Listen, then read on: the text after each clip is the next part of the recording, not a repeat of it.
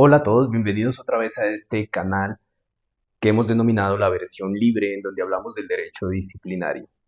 Hoy hablaremos de un concepto fundamental que, aunque a veces complejo, es uno de los núcleos del derecho disciplinario en Colombia, la ilicitud sustancial. Si eres un estudiante de derecho, un servidor público, un investigado o simplemente te apasiona este tema y quieres conocer más, quédate hasta el final del video porque vamos a ver todo lo que necesitamos para comprenderlo. No olvides suscribirte y activar la campanita para ayudarnos a crecer en esta actividad académica que estamos desarrollando. Y además, para que no te pierdas los próximos contenidos.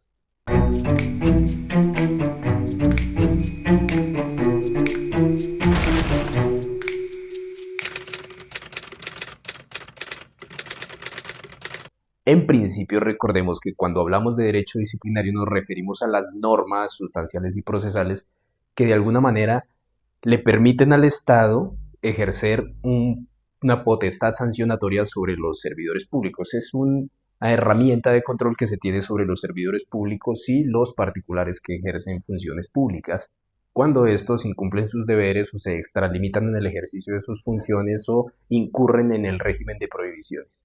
¿Y para qué el derecho disciplinario? Pues desde una mirada axiológica diríamos que está dado para garantizar que toda la administración pública, o más bien el ejercicio de la administración pública, se dé conforme a los principios que la rigen, los que están previstos en el artículo 209 constitucional. Dirían algunos que está dado para garantizar una confianza de los administrados respecto de la administración. Pero en todo caso, el derecho disciplinario está colmado, está lleno de categorías dogmáticas que lo hacen ser lo que es. La ilicitud sustancial es una de esas. La ilicitud sustancial pareciera ser que es un cambio de paradigma en el derecho disciplinario. Yo no soy tan viejo, pero pareciera, vuelvo a utilizar el término, antes teníamos una ilicitud más formal, ahora la tenemos sustancial. ¿Qué quiere decir esto? Que una conducta no será falta disciplinaria o no es falta disciplinaria por el simple hecho de contradecir, desconocer una norma, sino que se requiere que esa conducta afecte sustancialmente el deber funcional del servidor público y además, o del particular que ejerce funciones públicas, pero además que esa afectación se dé sin justificación alguna. Entonces fíjense que no es la mera formalidad, no es el mero desconocimiento formal de la norma, sino que debe haber una relevancia, un impacto si se quiere. Es un poco difícil distinguir o saber distinguir entre la antijuridicidad que vemos en el derecho penal y la ilicitud sustancial o la sustancialidad que vemos en el derecho disciplinario. Esta figura apareció en nuestro derecho disciplinario o se concretó en la Ley 734 del 2002 y naturalmente que la recogimos en la Ley 1952 del 2019, Código General Disciplinario. Hoy en día está prevista en el artículo 9 de ese Código General Disciplinario. Pero ¿qué implica exactamente el concepto o la categoría dogmática de ilicitud sustancial? Vamos a descomponerla. Según lo previsto en el artículo 9, antes artículo 5 de la Ley 734, hoy artículo 9 del Código General Disciplinario, diríamos entonces que se requiere que la conducta afecte sustancialmente el deber funcional sin justificación alguna. Hablamos en principio de una afectación real, sustancial, sobre algo que es el deber funcional, pero el primer elemento sería una afectación real, un impacto, como ya hemos dicho, cierta relevancia que debe tener la conducta para afectar el normal funcionamiento de la administración pública.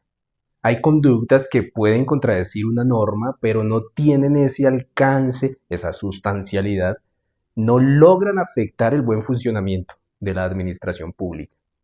Entonces diríamos que estas conductas no tienen una sustancialidad, no son sustancialmente ilícitas.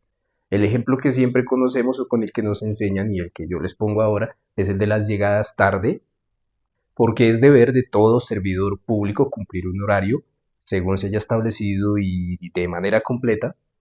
Y digamos que hay un servidor público que llega con cierta frecuencia tarde, pero eso no alcanza a afectar sustancialmente su deber funcional. Diríamos entonces no constituye esa conducta una falta disciplinaria. Esto hay que cogerlo con pinzas, cada caso es diferente, cada conducta debe analizarse en un contexto y bajo ciertos parámetros. El segundo elemento sería, después del primero, que es una afectación sustancial, es el deber funcional. Ese es el segundo elemento, el que es afectado. Y aquí hay ciertos problemas para uno comprender qué es el deber funcional, porque es otra categoría dogmática del derecho disciplinario a la que no se le ha dedicado mucho tiempo y entonces como que todos presumimos que sabemos que es el deber funcional, pero no se ha concretado ciertamente. Para poder entenderlo, yo lo he definido como el comportamiento que se le puede exigir a determinado servidor público o particular que ejerce funciones públicas en determinado momento. Es lo que debe o no debe hacer un servidor público o un particular en un caso concreto. A eso le podemos denominar deber funcional, pero sobre esto haremos un video aparte. Entonces, vamos dos, una afectación real sobre qué, sobre el deber funcional del servidor público. Ojo, hay que distinguir, según algunos autores, entre el deber funcional y los deberes funcionales del servidor público. Pero les vuelvo a prometer, eso lo veremos y desarrollaremos más adelante, en otro video. Y el tercer elemento es que no haya una justificación para esa conducta, o más bien la ausencia de justificación. Entonces, primero, una afectación sustancial sobre qué, sobre el segundo elemento, que es el deber funcional, y tercero, que no exista una justificación para ese comportamiento. ¿Cuándo no existe una justificación?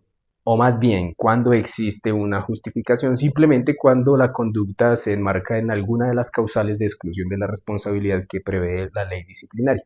En estos casos, diríamos si hay que decir que la conducta no es sustancialmente ilícita porque le falta ese componente, o más bien porque está acreditada la justificación o la causal de exclusión de la responsabilidad.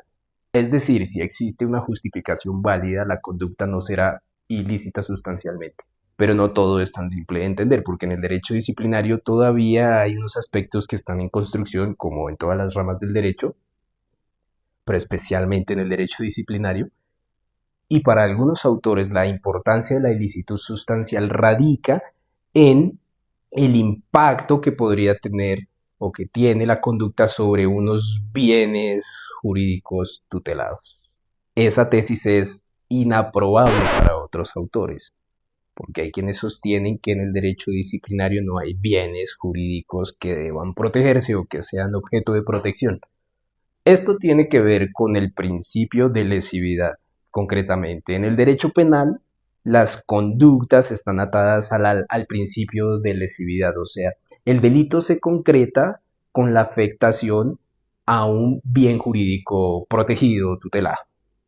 Pero en el derecho disciplinario eso no es tan claro, por eso es que hay dos tesis. Unos dicen que sí, existen tales bienes jurídicos que deben ser protegidos y en efecto son protegidos por el derecho disciplinario, pero para otros eso no es así, porque sostienen que no hay unos bienes jurídicos que sean tutelados o protegidos por parte del derecho disciplinario. Y ahí el debate yo lo veo un poco inagotable todavía. Lo que sí podemos decir en este punto es que el principio de lesividad tiene que ver con la antijuridicidad material. Dentro de los autores que al desarrollar la ilicitud sustancial, el concepto de ilicitud sustancial, al momento de estudiarlo, sostienen que en el derecho disciplinario hay unos bienes jurídicos protegidos, están los siguientes. El doctor Jaime Mejía Osman, que sostiene que esos principios, esos bienes jurídicos que protege el derecho disciplinario son los principios de la función pública. Está el doctor Carlos Mario Izaza Serrano, que sostiene que el bien jurídico que se protege con el derecho disciplinario es justamente el deber funcional. Está el doctor José Adolfo González, que sostiene que, entre otras cosas, los bienes jurídicos que se protegen con el derecho disciplinario son los derechos fundamentales, porque también habla de los principios y los valores constitucionales, los principios de la contratación estatal, etcétera, etcétera. Y el doctor Jairo Enrique Bula, que no tengo tan claro, que propone como bienes jurídicos protegidos por el derecho disciplinario y me falta estudiar un poco más, lo reconozco. Pero por el otro lado están aquellos autores juristas que sostienen que el derecho disciplinario no protege ninguna clase de bien jurídico. Por eso al momento de estudiar la ilicitud sustancial no hacen referencia a eso, o bueno, hacen referencia a esa visión, a esa tesis para desestimarla. Está obviamente el doctor John Harvey Pinzón Navarrete, hoy procurador delegado para las regalías. Está el doctor David Roas Salguero. Está el doctor Ezequiel Manuel Sánchez Herrera, quien propone, en últimas, para un fácil entendimiento, que el ilícito disciplinario se fundamenta en el desvalor de acto. Y cómo no mencionarlo, el doctor Gómez Pavalló, quien ha sido el precursor de esta tesis, según la cual en el derecho disciplinario no podemos hablar de bienes jurídicamente tutelados. Pero bueno, ¿y esto cómo se resuelve? Pues no se ha resuelto y estamos en ese proceso. Por eso es importantísimo que vengan personas a estudiar el derecho disciplinario y aportar a todos estos conceptos para llegar a una claridad y a un consenso en algún momento. Lo cierto por ahora es que la ilicitud sustancial está dada como una categoría dogmática del derecho disciplinario para evitar la arbitrariedad, si se quiere, o el ejercicio desproporcionado del poder sancionador del Estado y, como no, como un límite a la responsabilidad objetiva de la que hablaremos después. Yo les recomiendo especialmente el libro del doctor John Pinzón sobre ilicitud sustancial. Aquí lo tengo. La ilicitud sustancial en el derecho disciplinario. A mí me ha servido mucho para aclarar un poquito las dudas que me surgen en el día a día sobre este concepto. Estamos hablando de ilicitud sustancial, pero para facilitar un poco el panorama y aclararlo, lo que debemos analizar respecto de una conducta para determinar si es falta disciplinaria o no, y por tanto reprochable, son dos cosas. Una es la capacidad del autor o autores de la conducta y otra es la conducta en sí misma. Sobre la capacidad del autor o autores, pues consiste en una verificación sobre la calidad de si es servidor público o no, o si es particular que ejerce funciones públicas o no. De aquí se desprenden conceptos como la inimputabilidad. Por eso es importante hacer el primer análisis sobre eso. El segundo aspecto que revisamos sobre la conducta en concreto tiene varios elementos. Unos elementos fácticos y unos elementos jurídicos. En los elementos fácticos, naturalmente y obviamente que hablamos de las circunstancias de tiempo, modo y lugar, esto es la concreción sobre el modo, el lugar, el tiempo en el que se dio la conducta que estamos analizando bajo la lupa disciplinaria. Pero lo que nos interesa ahorita que estamos hablando de ilicitud sustancial son los elementos o los componentes jurídicos de esa conducta. Hablamos entonces de la tipicidad, la ilicitud sustancial y la culpabilidad. Y estas tres están relacionadas, íntimamente relacionadas, tanto así que en el análisis se nos sugiere que vaya uno a uno y escalonadamente. Primero analizamos la tipicidad, luego analizamos la ilicitud sustancial y luego analizamos la culpabilidad. Pero estamos hablando de este segundo elemento que es la ilicitud sustancial. El doctor John Harvey Pinzón nos aclara mucho esto. Al análisis sobre la tipicidad le llamamos juicio de adecuación. Al análisis sobre la ilicitud le llamamos juicio de valoración. Y al análisis sobre la culpabilidad le llamamos juicio de reproche. Entonces fíjense que la ilicitud sustancial dentro de esos elementos jurídicos de la conducta tiene un papel no solo importante, sino de relación, de esquema con las otras categorías dogmáticas y con los otros elementos jurídicos de la conducta. No es que la ilicitud sustancial sea por sí sola un elemento suficiente para determinar si una conducta es falta disciplinaria o no. Y a grandes rasgos es esto. Hoy el video es muy rápido, pero es simplemente para esbozar el concepto de ilicitud sustancial. Algunas conclusiones. No toda conducta que contraríe una norma debe ser considerada falta disciplinaria, porque se requiere una afectación sustancial del deber funcional del servidor público, además sin justificación alguna. La ilicitud sustancial es una garantía para el servidor público y para el particular que ejerce una función pública, porque resulta ser un control al ejercicio desproporcionado del poder sancionatorio del Estado. Y para el análisis de la ilicitud sustancial se requiere una visión integral con las otras categorías dogmáticas del derecho disciplinario y con los otros elementos jurídicos de la conducta, como son la tipicidad y la culpabilidad. Los dejo entonces con que entender la ilicitud sustancial es fundamental para toda persona que quiere acercarse o que está cerca del derecho disciplinario.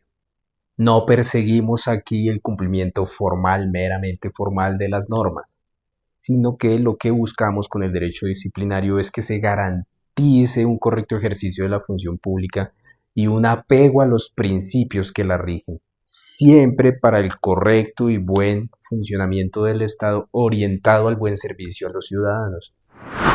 Y así espero que esta rápida mirada sobre la ilicitud sustancial les sirva de algo. Si tienen dudas, alguna pregunta, déjenla en los comentarios que yo muy gustoso espero responderla. Y no olviden darle me gusta a este video si aprendieron algo nuevo. Hasta la próxima.